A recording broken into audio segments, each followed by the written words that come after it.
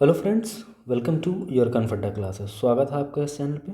और इसमें हम पॉलिटिकल साइंस जो क्लास 10th की एनसीईआरटी है, जो हमारे अपकमिंग एग्ज़ाम्स हैं उनके लिए बहुत ज़रूरी है पढ़ना। तो हम इसमें पहला चैप्टर अपना शुरू कर रहे हैं जिसका नाम है पावर शेयरिंग। तो पावर शेयरिंग को पहले हम बेसिकली जो है समझ लेते हैं कि इसका मतलब क्या है। तो ये है शक्ति,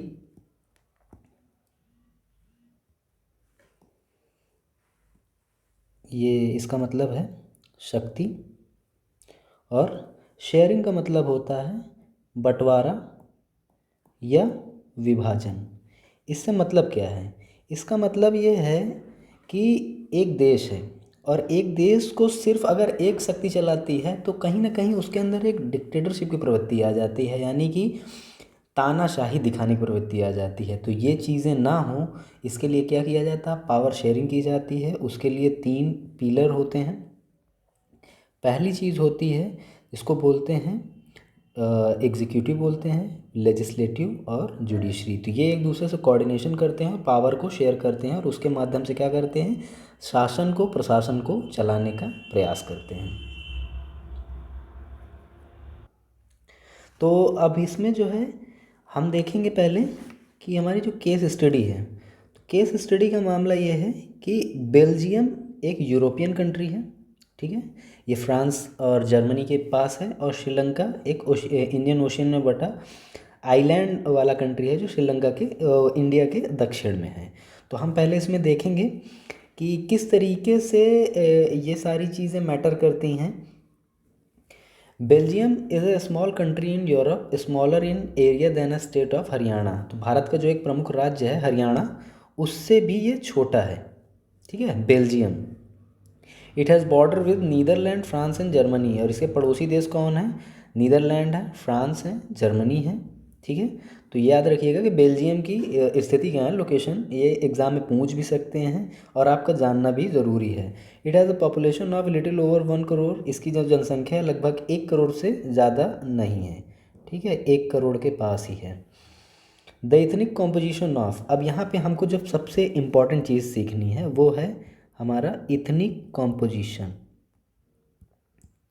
इसका मतलब क्या होता है? इसका मतलब ये होता है कि अलग अलग तरीके के, अलग अलग नस्ल के जब एक जगह पे लोग रहते हैं, उस पूरे गुट को, उस पूरी जगह को क्या बोलते हैं? उसको बोलते हैं इथनिक कॉम्पोजिशन। इसमें हम लोग देख लेते हैं यहाँ पे इथनिक कॉम्पोजिशन क्या है। कंट्री का जो टोटल है उसमें 59% जो है फ्लेमिश रीजन और इस जो है डच लैंग्वेज बोलने वाले लोग रहते हैं। और जो 40% लोग हैं वो वेलोनिया रीजन कहलाता है। वेलोनिया से मतलब समझते हैं? वेलोनिया जो कि क्या है? Speak French. तो यहाँ का जो इथनिक कॉम्पोजिशन है, यानी कि जो नस्ल, अलग अलग जो प्रजाति के या जाति के जो लोग रह रहे हैं, उसमें क्या डिफरेंस देखने को आपको मिला? उसका मसला ये है कि वेलोनिया, ये क्या है? ये लोग फ्रेंच बोलते हैं और फ्लेमिश लोग क्या बोलते हैं? डच बोलते हैं, ठीक है। तो ये आपको समझ में आ गया। अब आप इसको को रिलेट कर सकते हैं इंडियन पर्सपेक्टिव में। इंडियन पर्सपेक्टिव में किस तरीके से को रिलेट करेंगे कि जैसे कि यहाँ पे मुस्लिम्स रह रहे हैं, और या फिर जब इथनिक लेवल पे आप देखेंगे तो आंध्र प्रदेश में बोलने वाले कौन से हैं? तेलुगु हैं। महाराष्ट्र में कौन से हैं? मराठी बोलने वाले हैं। और उत्तर भारत में, यानी कि उत्तर प्रदेश, पंजाब से पहले हरियाणा वगैरह में बोलने वाले क्या हैं? हिंदी बोलने वाले लोग हैं। पंजाब में बोलने वाले क्या लोग हैं? वो पंजाबी बोलते हैं। तो इस तरीके की चीज़ क्या है? ये इथनिक, लिंग्विस्टिक, ये सारे कॉम्पोजिशन होते हैं, ये समाज की डाइवर्सिटी होती है। और 1% से भी कम लोग हैं जो यहाँ पे क्या बोलते हैं? बेल्जियन हैं, जो कि जर्मन लैंग्वेज बोलते हैं। यहाँ तो आपको क्या देखने को मिला? यहाँ पे 3 अलग अलग लैंग्वेज देखने को आपको मिली। क्या है? पहली लैंग्वेज क्या है? डच, दूसरी फ्रेंच, तीसरी जर्मन। तो 3 अलग अलग लैंग्वेज बोलने वालों को आपको कॉम्पोजिशन देखने को मिला, ठीक है। आगे हम लोग देख लेते हैं। In the capital city Brussels, तो जो बेल्जियम की राजधानी है वो क्या है? वो ब्रुसेल्स है। यहाँ पे 80% लोग हैं फ्रेंच बोलते हैं, 20% लोग डच बोलते हैं। तो यहाँ पे क्या हुआ? कॉम्पोजिशन अब देखिए आप। पहले कॉम्पोजिशन क्या था? 59% था डच बोलने वालों की, और 40% थी फ्रेंच बोलने वालों की। लेकिन अभी कितनी है? 80 और 20 का कॉम्पोजिशन हो गया। यानी कि ब्रुसेल्स में जो है फ्रेंच बोलने वालों की संख्या ज़्यादा है। The minority French speaking community was relative rich and powerful. लेकिन जो फ्रेंच बोलने वाली है वो माइनॉरिटी। अब यहाँ पे आप दो शब्द और सीखिए। एक है माइनॉरिटी, इसका क्या मतलब है? इसका मतलब यही है, माइनॉरिटी का मतलब होता है जैसे कि एक जगह है, वहाँ पे 50 50 लोग रह रहे हैं, ठीक। 50 लोगों में 40 लोग हिंदी बोलते हैं, ठीक, और 10 लोग इंग्लिश बोलते हैं। तो यहाँ पे माइनॉरिटी कौन है? माइनॉरिटी यहाँ पे इंग्लिश बोलने वाले हैं। और इन्हीं इंग्लिश बोलने वालों को क्या बोला जाएगा? इन्हीं को बोला जाएगा अल्पसंख्यक। ये हर देश की बात है, हर देश में अल्पसंख्यक हैं। जैसे यूएसए में देखेंगे तो वहाँ पे रेस के बेसिस पे आप देखेंगे तो वहाँ पे जो वाइट कलर वाले लोग हैं, यानी कि गोरे रंग वाले हैं, उनका परसेंटेज ज़्यादा है। जो ब्लैक लोग हैं, जिन्हें मतलब कि ब्लैक कम्युनिटी वाले हैं, उनकी परसेंटेज कम है, तो वो अल्पसंख्यक हैं। जब भारत में जैसे कि हिंदू कम्युनिटी है वो मेजॉरिटी में है, मुस्लिम, सिख्स और जो अदर कम्युनिटीज़ हैं वो क्या हैं? माइनॉरिटी में है। तो आई होप कि आपको ये समझ में आ गया होगा। देखिए थोड़ा सा हम इसको डीप में लेके चलेंगे। वजह ये है कि यहाँ पर से अगर आपके कोर कॉन्सेप्ट्स क्लियर हो गए तो आपको आगे दिक्कत नहीं होगी। तो अब यहाँ पे आपने ये देखा कि यहाँ पे फ्रेंच स्पीकिंग जो हैं वो क्या है? रिच हैं, पावरफुल हैं। लेकिन जो डच डच जो बोलने वाले लोग हैं उन लोगों की क्या है? हालत थोड़ा बेहतर नहीं है। उसके वजह क्या है कि उन्हें चीज़ें बहुत बाद में देखने और सीखने को मिली। तो फ्रेंच स्पीकिंग कम्युनिटीज़ जो हैं 1950s से 1960s के बीच में थोड़ा सा क्या किए? ग्रो वगैरह किए। The tension between the two communities was more acute in Brussels. लेकिन इन दोनों के बीच में क्या हुआ? टेंशन आई। देखिए हर जगह कम्युनिटीज़ के बीच में क्या होती है? अपने आप को डेवलप करने के लिए, अपने आप को आगे बढ़ाने के लिए उनके अंदर क्या होती है? एक तरीके की प्रवृत्ति होती है जिससे वो अपने आप को मजबूत करना चाहते हैं। तो यहाँ पे जो ब्रुसेल्स है बेल्जियम की क्या है? आप मुझे ये कमेंट बॉक्स में आंसर करके बताइए। ब्रुसेल्स प्रेजेंटेड ए स्पेशल प्रॉब्लम। तो यहाँ पे जो ब्रुसेल्स हैं वो एक स्पेशल प्रॉब्लम क्रिएट कर रहा है। The Dutch speaking people constituted A majority in the country. ठीक है, तो डच जो बोलने वाले लोग हैं वो क्या करते हैं? पूरे देश में तो वो मेजॉरिटी में होते हैं। मेजॉरिटी क्या होता है? माइनॉरिटी का एकदम अपोजिट होता है। मेजॉरिटी, अभी मैं आपको मेजॉरिटी बता देता हूँ। मेजॉरिटी का मतलब होता है बहुसंख्यक, ठीक, बहुसंख्यक।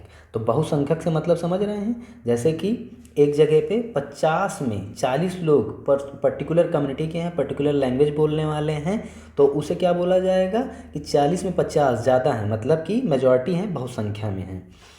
तो ये अभी जो मैंने ये कॉम्पोजिशन आपको बताया था कैपिटल में, वहाँ पे फ्रेंच बोलने वालों की संख्या 80% है और डच बोलने वालों की क्या है? 20% है। तो वो कैपिटल में माइनॉरिटी हो जाते हैं। Let us compare this to the situation in another country. अब इसी केस स्टडी को हम क्या करेंगे? श्रीलंका जैसे एक इंडियन ओशन में बसे एक छोटे आइलैंड कंट्री से कंपेयर करेंगे। ये आइलैंड नेशन है just a few kilometre off the southern coast of Tamil Nadu. Tamil Nadu से कुछ किलोमीटर ही में ही दक्षिण में ये बसा हुआ है। 2 करोड़ यहाँ की लगभग जनसंख्या है, जो कि हरियाणा के बराबर ही है। देखिए दोनों जो केस स्टडीज़ ली गई हैं, बेल्जियम की भी केस स्टडी और जो हमारी ये श्रीलंका की ली गई है, यहाँ पे भी लोगों की संख्या उतनी ही है। Like other Nations in south Asia region, Sri Lanka has a diverse population. Sri Lanka में क्या है कि काफ़ी डाइवर्स पॉपुलेशन है, अलग अलग कम्युनिटी के लोग रहते हैं। यहाँ पे देखिए सिंगली भी रहते हैं, मुस्लिम्स भी रहते हैं, तमिल्स भी रहते हैं, बौद्धिस्ट भी रहते हैं। ठीक है, तो ये क्या है? ये अलग अलग कम्युनिटीज़ हैं, अलग अलग धर्म को मानने वाले लोग हैं, रेस के हैं अलग अलग। ठीक है, the major social groups are Sinhala. अब देखिए यहाँ पे जो सबसे इम्पोर्टेंट चीज़ है वो यही है कि यहाँ पे ये देखिए इसमें क्या लिखा हुआ है? The major social groups are Sinhala speakers. तो यहाँ पे सबसे ज़्यादा बोलने वाले जो वो हैं वो कौन है? सिंगली। ठीक है, जो और तमिल स्पीकर कितने हैं? तमिल बोलने वाले कितने? 18% है। तो यहाँ पे आप मुझे ये बताइए कि सिंगली स्पीकर्स में मेजॉरिटी में कौन है और तमिल स्पीकर्स में माइनॉरिटी में कौन है? हम देखिए इसको काफ़ी डीप में पढ़ेंगे, चाहे वीडियो लंबी हो जाए लेकिन हम इसको डीप में पढ़ेंगे। डीप में पढ़ना इसलिए हमारे लिए ज़रूरी है क्योंकि यहाँ से हमारे कोर कॉन्सेप्ट जो हैं एकदम अच्छे से क्लैरिटी के साथ जो हैं क्लियर हो जाएंगे। Among Tamils there are 2 groups. अब देखिए यहाँ पे जो है जो तमिल्स हैं उनके अंदर भी क्या है, 2 ग्रुप्स हैं, 2 ग्रुप्स हैं। अब यहाँ पे देखिए मैं पहले आपको एक बेसिक टर्म बता देता हूँ, इसे बोलते हैं इथनिक। इथनिक का क्या मतलब होता है ये देखिए, a social division based on shared culture, साझा करने वाली जो संस्कृति होती है, रहन सहन का तरीका, खाने पीने का तरीका है, उसी का एक सामाजिक वर्गीकरण होता है। यानी कि समाज में एक बंटवारा होता है कि ये पर्टिकुलर लोग हैं, ये इस तरीके से रहते हैं, ये इस तरीके की चीज़ें खाते हैं, इस तरीके के काम करते हैं। तो ये क्या हुआ, एक तरीके का सोशल डिवीज़न हो गया। People belonging to the same ethnic group believe in their common descent because of similarity of physical type of culture or both। और जो सेम कल्चर और कम्युनिटी के होते हैं उन लोगों के बीच में अच्छा कोऑर्डिनेशन होता है, जिससे वो अपने काम को एक दूसरे के साथ सहजता के साथ कर लेते हैं। They need not always have the same religion और नेशनैलिटी। इसका मतलब ये नहीं है कि उनका धर्म ज़रूरी नहीं है कि वो एक हो और एक देश के ही हों। अब देखिए ये चीज़ तो क्या है, ये बेल्जियम वाला कॉम्बिनेशन है। बेल्जियम में किस तरीके से है तो देखिए यहाँ पे ब्रुसेल्स जो है, ब्रुसेल्स ये कौन सा है, ब्रुसेल्स, वैलून, फ्लेमिश, जर्मन। और इन लोगों को जो है कॉम्पोजिशन बताया हुआ है कम्युनिटी लेवल पे, इसको आप जो है थोड़ा सा देख लीजिएगा। आगे हम लोग बढ़ते हैं। अब श्रीलंका में हम लोग आ गए, तो श्रीलंकन जो तमिल्स हैं वो कितने हैं, वो टोटल 13% है, 13% है। The rest whose forefathers came from India, जिसमें से जिनके जो फोर फादर्स थे यानी जो पूर्वज थे, ठीक है। फोर फादर का मतलब क्या होता है, फोर फादर मतलब पूर्वज, ठीक है, पूर्वज। अब ये लोग क्या थे, इन लोगों को यहाँ से ले गया गया था काम करने के लिए, कहाँ पे, बागान वगैरह में, और ये वहीं पे जाके बस गए। और वहाँ पे क्या हुआ कि कॉम्पोजिशन इनका धीमे धीमे जो पॉपुलेशन है वो बढ़ती गई। अभी वर्तमान में क्या है, 7% हैं। There about 7% Christians who are both Tamil and Sinhala. तो वो क्या हैं, तमिल भी हैं और सिंगली हैं, जो टोटल कितने हैं, 7% हैं क्रिश्चियंस। 7% कौन है, ईसाई हैं वहाँ पे, ये ईसाई हैं। Just imagine what could happen in situation like this in Belgium. तो इसी को जो है सिमिलर हमें कहाँ समझना है, हमें बेल्जियम के पर्सपेक्टिव से भी इसे देखना है। The Dutch community could take advantage of numeric majority and force its will on the French and German speaking. अब देखिए क्या है, संख्या में तो डच ज़्यादा हैं, तो वहाँ पे क्या हो सकता है कि वो दबाव बना सकते हैं, अपने फेवर में ज़्यादातर चीज़ों को ले सकते हैं। यही क्या होता है राजनीति में, यही जो होता है मेजॉरिटी और माइनॉरिटी का खेल होता है। इसको आप भारतीय परिप्रेक्ष्य में भी समझ सकते हैं। अब हम लोग देखते हैं मेजॉरिटेरियनिज्म इन श्रीलंका। तो मेजॉरिटेरियनिज्म श्रीलंका का मतलब ये है, Sri Lanka emerge as independent country in 1948। तो 1948 में क्या हुआ, ये आज़ाद हुआ, क्या हुआ, आज़ाद हुआ। The leaders of Sinhala community sought to secure dominance over government by virtue of their majority. और सिंगल कम्युनिटी थी, उसने क्या किया, सत्ता पे कब्जा कर लिया क्योंकि वो जनसंख्या में ज़्यादा थे।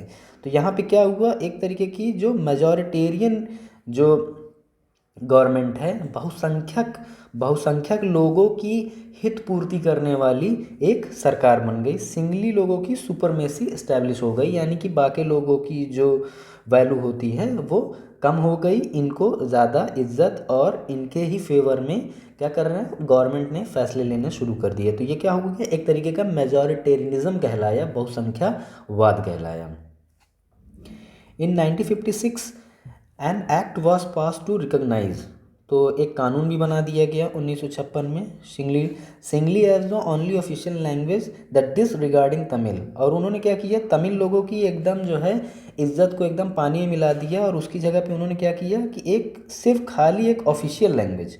ऑफिशियल का मतलब क्या होता है, आप स्कूल जाते हैं, सारे बच्चे स्कूल जाते होंगे, तो स्कूल जाने पे क्या होता है कि आप अगर जीन्स या टी शर्ट या शर्ट वगैरह पहन के गए तो क्या हुआ, आपको वहाँ पे पनिश किया जाता है। तो इन सारी चीज़ों से बचने के लिए आपके पास क्या ऑप्शन होता है कि जो स्कूल ने ऑफिशियली तय कर दिया है कि आपको वाइट पैंट और वाइट शर्ट पहन के आनी है, तो यही चीज़ क्या कहलाती है, यही चीज़ कहलाती ऑफिशियल, ठीक है, ऑफिशियल का। अब आई होप कि आपको ऑफिशियल समझ में आ गया होगा।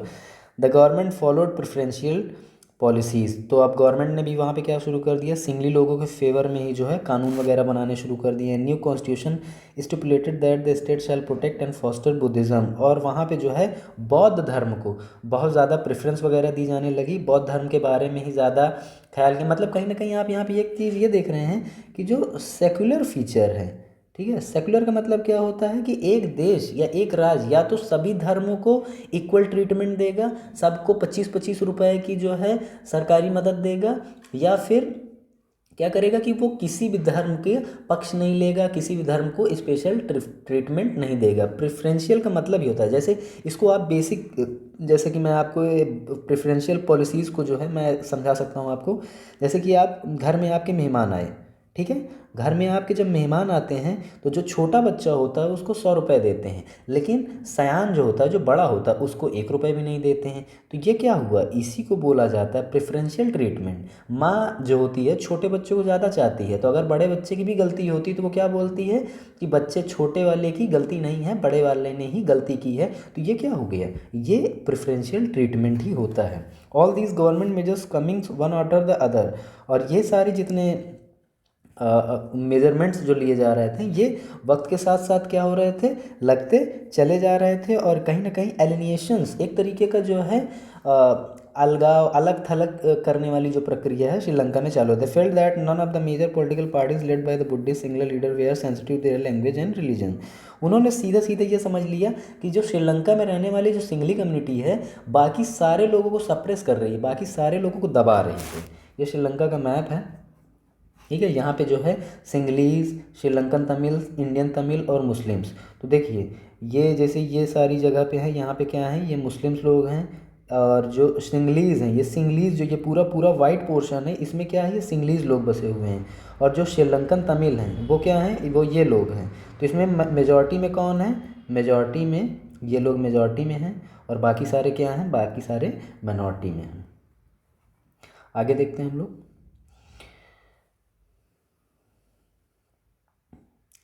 Between the singly and Tamil communities stand over, और फिर इसके साथ क्या हुआ, दोनों सिंगली और जो तमिल कम्युनिटीज़ थी उनके बीच में क्या हुआ, धीमे धीमे मामला खराब हो गया।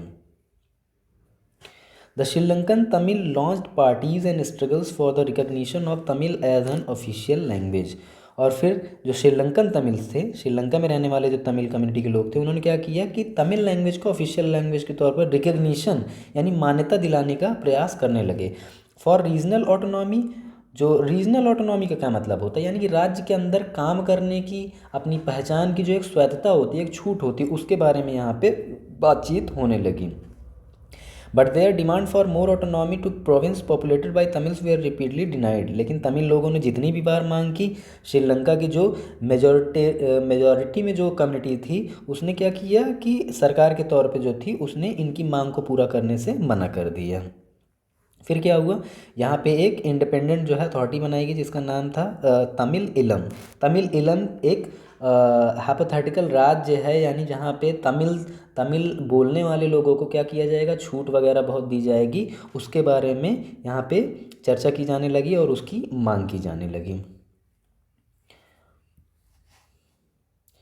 The distrust between the two communities turn into widespread conflict. अब देखिए यहाँ पे क्या हुआ, एक तरीके का डिस्ट्रस्ट हो गया, यानी कि सिंगली लोगों को ये लगने लगा कि तमिल लोग अब ज़्यादा मांग करने लगे हैं, ये बहुत सही चीज़ नहीं हो रही है। और उनके बीच में क्या हुआ कि अब एक तरीके की क्रिटिकल कंडीशन आ गई कि दोनों एक दूसरे के आमने सामने खड़े हो गए, सिविल वॉर जैसी सिचुएशन हो गई। अब सिविल वॉर समझ लीजिए, सिविल वॉर क्या होता है। सिविल वॉर का मतलब ये होता है, सिविल वॉर एक देश के अंदर जब दो अलग अलग कम्युनिटीज़, लैंग्वेज, रेस, रिलीजन, इसके बेसिस पे जब वो आपस में लड़ने लगते हैं अपने हक के लिए, तो यही चीज़ क्या कहलाती है, सिविल वॉर। इसे हिंदी में बोलते हैं गृह युद्ध। ठीक, इसमें बाहरियों का हस्तक्षेप नहीं होता है, आपस के ही लोग, जैसे कि एक घर के अंदर ही, कभी कभी घर में सुनते होगे, देख लो गृह युद्ध छेड़े हुए हैं ये दोनों, समझो, तो ये क्या होता है, यही चीज़ सिविल वॉर कहलाती है। तो आई होप कि आपको ये समझ में आ गया होगा पूरा। आगे देखते हैं हम लोग। अब देखिए अकोमोडेशन इन बेल्जियम।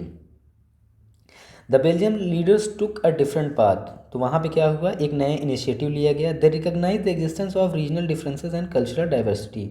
उन्होंने सबसे पहले समझने का ये प्रयास किया कि ये यार अगर हम इसको अभी सुलझाते नहीं हैं तो आने वाले टाइम में प्रॉब्लम बढ़ जाएगी। बिटवीन 1970s एंड 1993, 1970 से 1993 के बीच में they amended their constitutions 4 times so as to work out an arrangement that would enable everyone to live together within the same country। तो उन्होंने एक तरीके का क्या किया, एक स्ट्रक्चर या मैकेनिज़्म जिसे बोल सकते हैं उन्होंने तैयार की, जिसके माध्यम से क्या हो, मिलजुल के लोग एक दूसरे के साथ काम करें। The arrangement the work out is different from any other country and is very innovative. अभी तक जो है किसी भी देश में इस तरीके की पहल जो है नहीं की गई थी। Here are some elements of the Belgian model. अब बेल्जियन मॉडल जो इस कॉन्फ्लिक्ट, इस संघर्ष को, इस सिविल वॉर को कम करने के लिए उन्होंने जो शुरू किया था वो क्या था, तो ये देख लीजिए। Constitutions prescribes that number of Dutch and French speaking ministers shall be equal in the central government. तो सबसे पहले उन्होंने काम क्या किया कि चाहे जनसंख्या ज़्यादा हो या कम हो, जो सेंट्रल गवर्नमेंट होगी, सेंट्रल गवर्नमेंट में फ्रेंच स्पीकिंग और डच स्पीकिंग लोगों की अगर वहाँ पे 50 सीट हैं तो 25 जो है वो किसे मिलेगी, डच को मिलेगी, और 25 किसे मिलेगी, वो फ्रेंच स्पीकिंग पीपल को मिलेगी। तो क्या हुआ, सीधा सीधा कॉन्फ्लिक्ट कम होने के चांसेस बढ़ गए। अब आगे देखिए, many powers of the central government have been given to state government of 2 regions of the country. तो इसमें क्या किया गया कि अलग अलग जो शक्तियां हैं या क्षेत्र हैं वो क्या कर दिया, बांट दिए गए। The state governments are not subordinates to the central government. तो जो राज्य और सेंट्रल गवर्नमेंट है उन दोनों के बीच में एक पर्टिकुलर सेपरेशन देखने को मिला, जिससे क्या होगा कि उनके बीच संघर्ष ना हो। ठीक। ब्रुसेल्स जान रहे हैं, ब्रुसेल्स क्या था, आप कमेंट बॉक्स में बताइए ब्रुसेल्स क्या है, इसका क्या संबंध है बेल्जियम से। अगर आपने कंसंट्रेट करके मेरी बात को सुना होगा तो आपको ज़रूर मैंने बताया भी है और आपको याद भी होगा। Brussels has a separate governing in which both the community government in which both the communities have equal representation. तो यहाँ पे क्या है, इक्वल रिप्रेजेंटेशन के बोथ जगह पे जो है ब्रुसेल्स में सेटिंग कर दी गई कि कॉन्फ्लिक्ट ना आए और लोग सत्ता साथ में कॉपरेशन के साथ मिलजुल के चलाएं। The French speaking people accepted equal representation in Brussels. Equal representation दिया गया डच और फ्रेंच बोथ स्पीकिंग लैंग्वेजेस वालों को।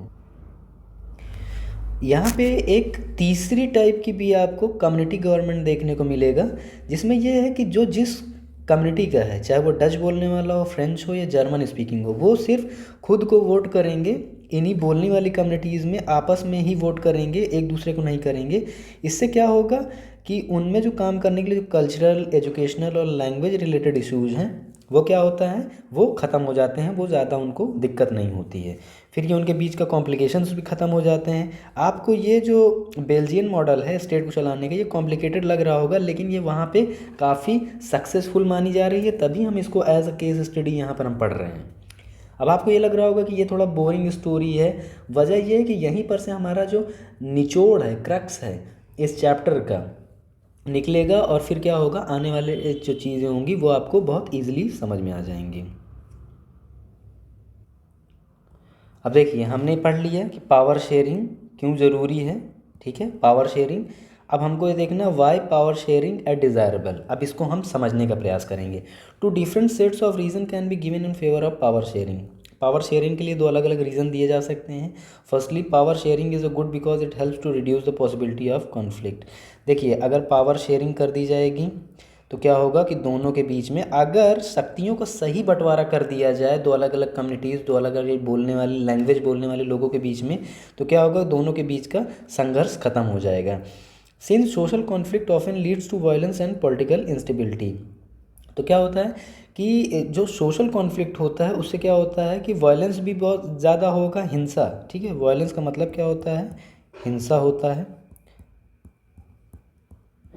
और जो पॉलिटिकल इंस्टेबिलिटी होती है, पॉलिटिकल इंस्टेबिलिटी का मतलब होता है कि अगर सही से वोट, मेजॉरिटी में वोट नहीं मिलेंगे तो एक गवर्नमेंट क्या होगी, कोलिशन गवर्नमेंट फॉर्म करेगी। कोलिशन गवर्नमेंट अगर वो फॉर्म कर रही है तो फिर उसके साथ क्या समस्या हो जाएगी कि वो जो है अपनी जो है चीज़ों को सही से परफॉर्म नहीं कर पाएगी, और गवर्नमेंट 5 साल रूल नहीं कर पाएगी, तो उससे पहले ही वो टूट के बिखर जाएगी।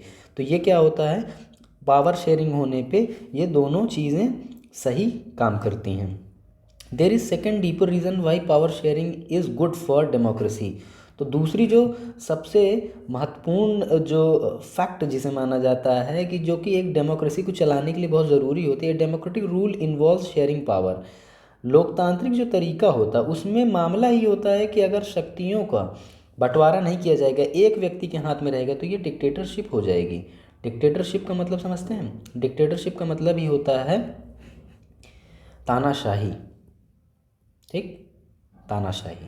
तो यही चीज़ जो है क्या करती है, ये इजी करती है। अब आगे देखते हैं हम लोग।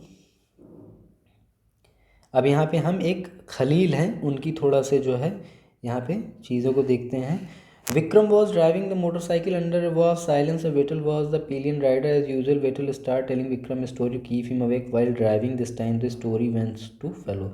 तो यहाँ पे एक स्टोरी है छोटी सी जो कि विक्रम अपने दोस्त को सुना रहा है, दोनों गाड़ी ड्राइव कर रहे हैं ताकि वो सोए ना। तो यहाँ पे ये है कि in the city of Beirut, ठीक है, बैरूत क्या है, बैरूत एक जगह है लेबनान में, Lebanon, there lived a man killed Khalil. वहाँ पे एक व्यक्ति रहता है जिसका नाम खलील है, और वो his parents came from different communities. तो उसके माँ बाप जो है अलग अलग कम्युनिटीज़ के थे। His father was an Orthodox Christian, उसके जो पिता थे वो ऑर्थोडॉक्स। तो ऑर्थोडॉक्स का मतलब समझ लीजिए क्या होता है पहले। ऑर्थोडॉक्स का मतलब होता है कट्टर, जो धर्म को प्योरली मानने वाले लोग होते हैं उन्हें क्या बोला जाता है, ऑर्थोडॉक्स बोला जाता है। मदर अ सुन्नी मुस्लिम, तो मदर क्या है, वो एक मुस्लिम है, सुन्नी है। सुन्नी और शिया का दो अलग अलग कैटेगरी होता है मुस्लिम्स में, ठीक। तो यही है, तो इनकी जो खलील की जो मदर हैं वो क्या हैं, सुन्नी मुस्लिम्स में है। This was not so uncommon in this modern, आज के टाइम में बहुत ज़्यादा पॉसिबल नहीं है ऐसी चीज़ें देखने को मिल कि जिसमें कॉस्मोपॉलिटन सिटी तक में भी देखने को नहीं मिलता है इस तरीके का कल्चरल या जो ये डिफरेंसेस होते हैं कम्युनिटी लेवल पे।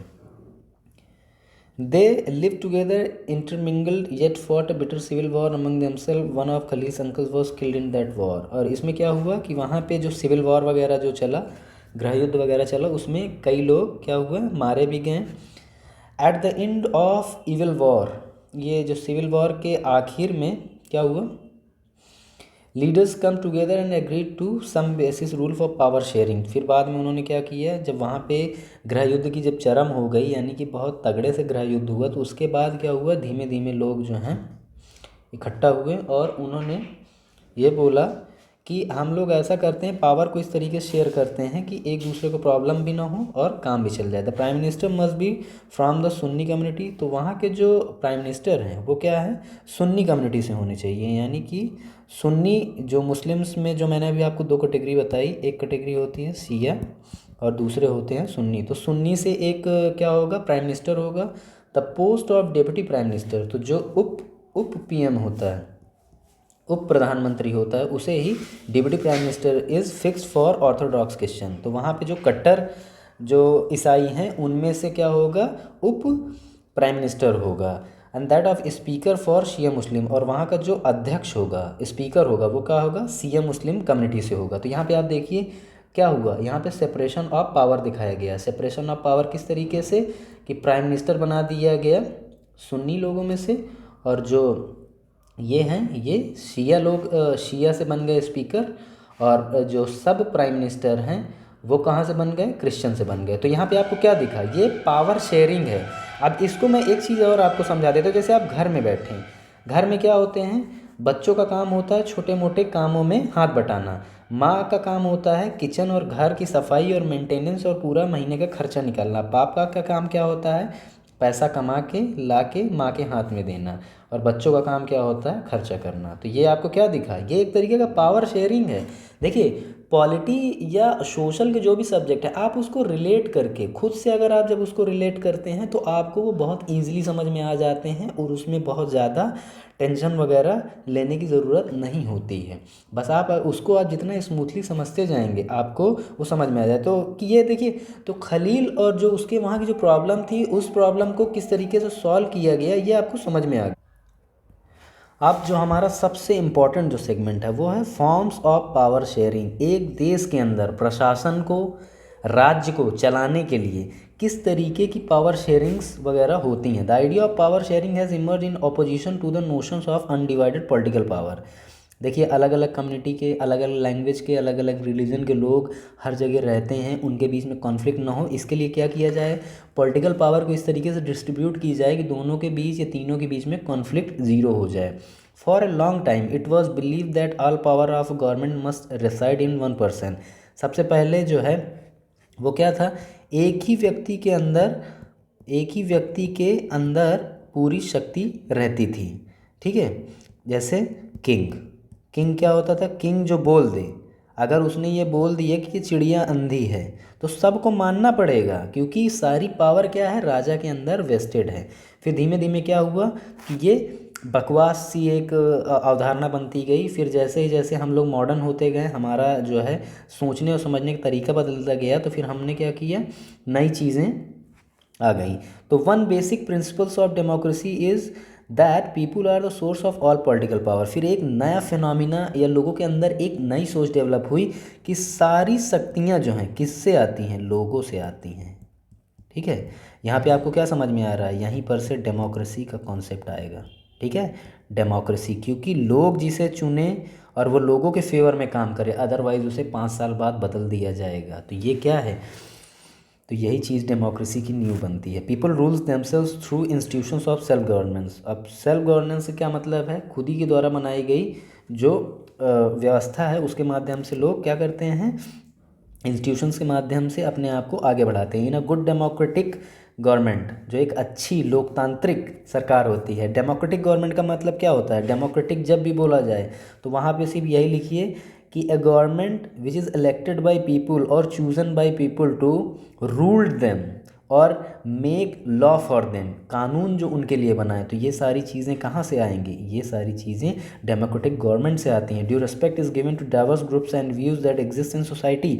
अब जैसे कि आप एक जगह पे रह रहे हैं, तो वहाँ पे आपको क्या है, प्रधान अलग कम्युनिटी का देखने को मिलेगा। अब ये क्या हो रहा है, ये डाइवर्स हो रहा है, सबको मौका मिल रहा है, सबका साथ सबका विकास जैसी सिचुएशंस क्रिएट हो रही हैं। अब इन मॉडर्न डेमोक्रेसी से क्या मतलब है, आज का जो विश्व है उसमें किस तरीके से चीज़ें काम करती हैं। तो पहली चीज़ है, power is shared among different organs of government. तो आज क्या होता है, अलग अलग गवर्नमेंट के जो ऑर्गन्स होते हैं, तो गवर्नमेंट के ऑर्गन्स क्या हैं, पहला ऑर्गन हमेशा याद रखिए लेजिस्लेटिव, दूसरा क्या है एग्जीक्यूटिव, और तीसरा जो सबसे बड़ा होता है उसे बोलते हैं जुडिशरी। LEJ, ये ट्रिक है, इससे को ज़रूर याद रखिए। ठीक है, लेजिस्लेचर, एग्जीक्यूटिव, जुडिशरी, ये क्या करती है, ये कानून बनाती है। ये एग्जीक्यूटिव क्या करती है, एग्जीक्यूटिव जो होती है कानून को लागू करती है। जुडिशरी ये चेक करती है कि कानून सही है कि नहीं, उनको चेक करने का काम किसका होता है, जुडिशरी का होता है।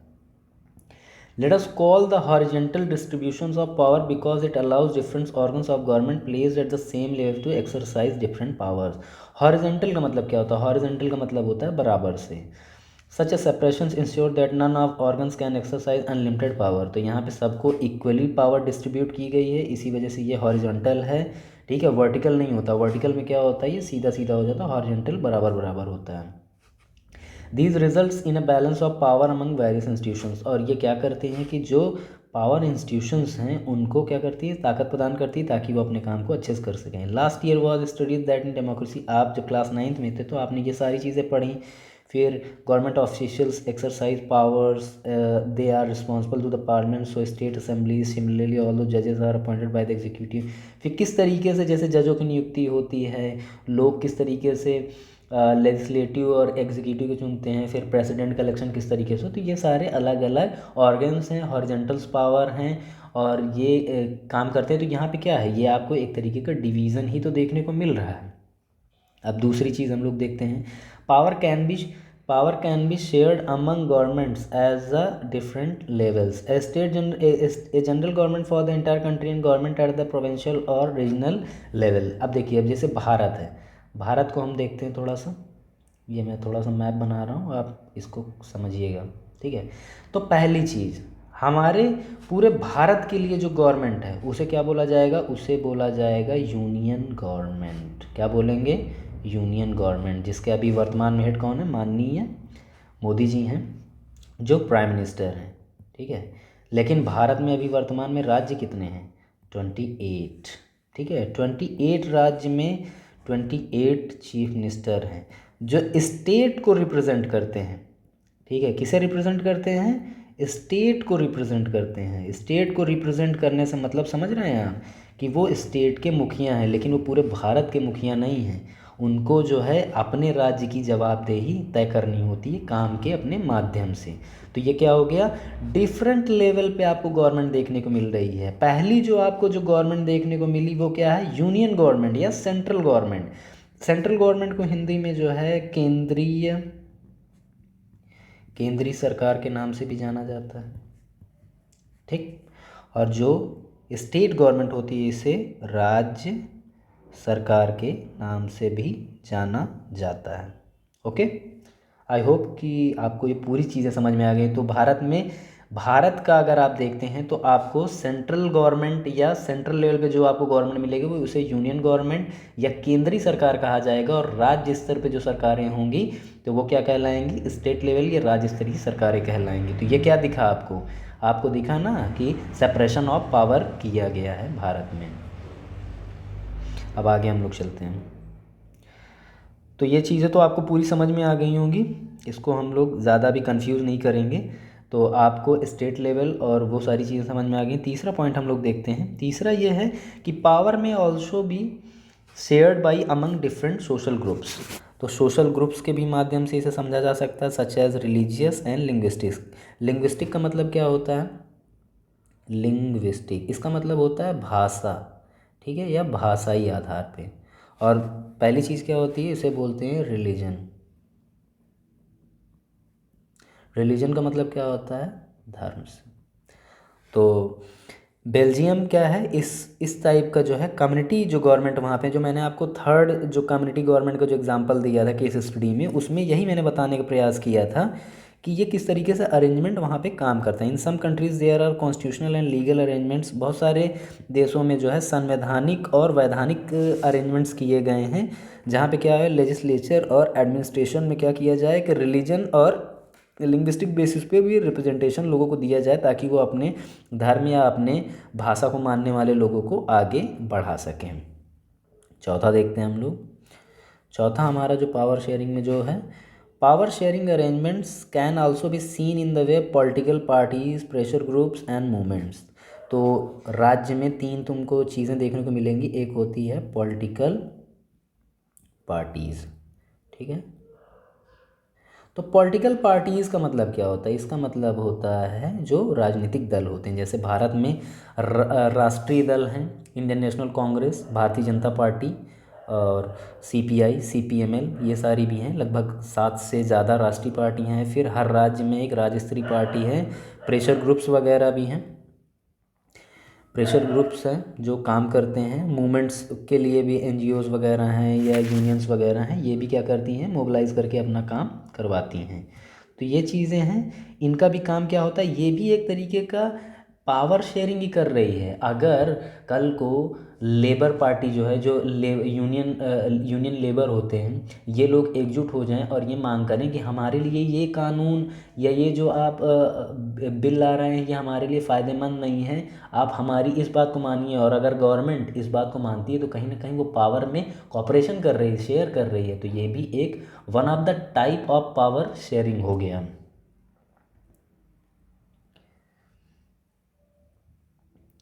तो यहाँ पे जो है हम कुछ एग्जांपल्स देख लेते हैं, बस इसके साथ ही हम अपना चैप्टर एंड करेंगे। थोड़ा लंबा हो गया, लेकिन आई होप कि आपको ये अच्छा लग रहा होगा और समझ में भी आया होगा। तो हियर आर सब एग्जांपल्स ऑफ पावर शेयरिंग। तो जो कुछ इसमें क्या है,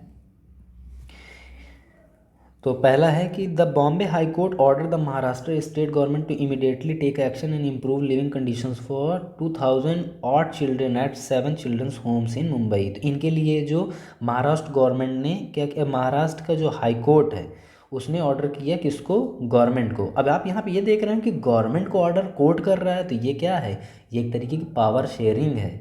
यहाँ पे ये गलती कर रहा है महाराष्ट्र गवर्नमेंट, तो उसे क्या बोल रहा है बॉम्बे हाई कोर्ट कि आप इसको सुधारिए, ठीक करिए। The government of Ontario state in Canada, Canada में एक जगह है ओंटारियो जिसे बोलते हैं, land claim settlement with the aboriginal country, यानी कि वहाँ पे जो मूल निवासी रहने वाले लोग हैं उनके साथ मामले को ठीक करें। The minister responsible for native affairs announce that the government will work with the aboriginal people in spirit of mutual respect and cooperation. और वो क्या करेंगे, अच्छे से काम करेंगे ताकि दिक्कत ना हो किसी को भी, एबोरिजिनल लोगों को। Russia's two influential political party the union of right forces and liberal Yabloko movement agreed to unite their organisation into a strong right wing coalition. They propose to have a common list of candidates in the next parliamentary. लोग क्या होते हैं, शक्ति की प्राप्ति के लिए Russia जैसी जगह में दो बड़ी बड़ी पार्टियां एक साथ आती हैं ताकि वो क्या करते हैं, पावर में आ सके। तो ये भी क्या हुआ, पावर शेयरिंग हुआ। उनके बीच में जो एग्रीमेंट हुआ होगा कि आने वाले टाइम में जब भी हम गवर्नमेंट बनाएंगे तो हमारे साथ क्या होगा, आप इसमें कोऑपरेट करेंगे, हम आपके साथ इसमें कोऑपरेट करेंगे। और फाइनली हमारा लास्ट पॉइंट है the finance minister of various state in Nigeria. ये अफ्रीकन कंट्री की बात हो रही है, वहाँ पे जो फाइनेंस मिनिस्ट्रीज़ हैं demand that the federal government declare it's source of income. उन्होंने क्या किया कि जो डिक्लेयर अपने सोर्स ऑफ इनकम को डिक्लेयर करें। इससे क्या होगा, ट्रांसपेरेंसी आएगी, करप्शन कम होगा, भ्रष्टाचार कम होगा। They also wanted to know the formula by which the revenue is distributed by various state government. और वो कई अलग अलग जो तरीके हैं जिनके माध्यम से क्या हो सकता है कि वो प्रशासन को और बेहतर चला सकते हैं, अच्छा कर सकते हैं। तो ये सारी चीज़ें भी क्या है, पावर शेयरिंग के ही एग्जांपल्स हैं। तो आई होप कि आपको ये पूरा चैप्टर समझ में आया होगा, काफ़ी मैंने डिटेल में किया है। और अगर आपके मन में कोई डाउट है, आपको कुछ क्वेश्चंस वगैरह पूछने हैं तो आप जो है कमेंट बॉक्स में आंसर करके पूछ सकते हैं। अभी जो है इससे बेहतर क्वालिटी में भी चीज़ें मैं इम्प्रूव करूँगा और उसके बाद जो है इसमें मैं क्वेश्चन आंसर सेशन भी कराऊँगा। तो आई होप कि आपको ये वीडियो अच्छी लगी होगी। Thank you for watching the video.